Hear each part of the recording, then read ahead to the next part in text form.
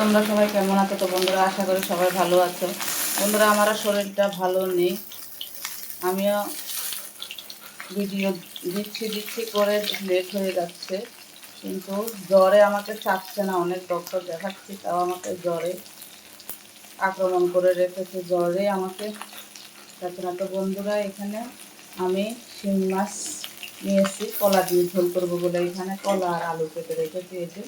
আর শিং মাছগুলো ভাজা হয়ে গেছে, খুব একটা বেশি কড়া করে ভাজবো না। তো বন্ধুরা আরেকটা ভিডিও নিয়ে চলে এসেছি, তোমাদের সঙ্গে গল্প করতে করতে আবার শরীর খারাপের দিকে চলে গেলাম।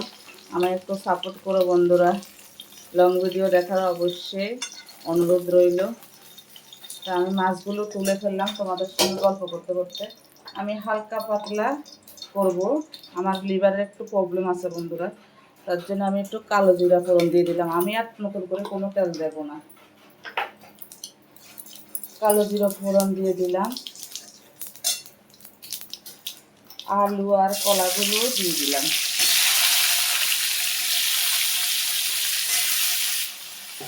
এত হলুদ দিয়ে মাখা ছিল কলাটার আলুটার ভিতরে। তো বন্ধুরা আমি একটু হলুদের গুঁড়ো দিয়ে দিলাম, দিয়ে মেরে দিলাম। এখন নুন দিইনি। তো বন্ধুরা আমি হালকা একটু জিরার গুঁড়ো দিয়ে দিলাম, নুনও দিয়ে দিয়েছি স্বাদ অনুযায়ী। এখন নেড়ে ছেড়ে দেবো, আর দুটো কাঁচা লঙ্কা দিয়ে দেবো। একদম হালকা পাতলা রান্না বন্ধুরা। এখন আমি জল দিয়ে দেবো।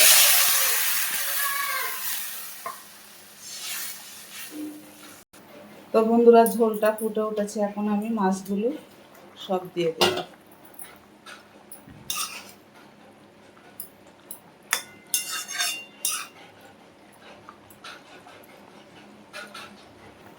তো বন্ধুরা আমি দুটো কাঁচা লঙ্কা দিয়ে দিলাম, ভেঙে দিলাম।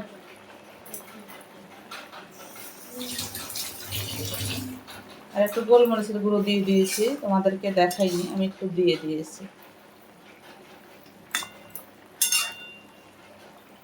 তো বন্ধুরা মাছের ঝোল কলা দিয়ে হয়ে গেছে, আমি একটু ধনেপাতা দিয়ে দিলাম। তো বন্ধুরা গ্যাসটা অফ করে দিলাম। ভালো লাগলে like share comment subscribe notification করে দিও। টাটা বাই বাই, সবাই সুস্থ থেকো, ভালো থেকো, দেখা হবে নেক্সট ভিডিওতে। টাটা।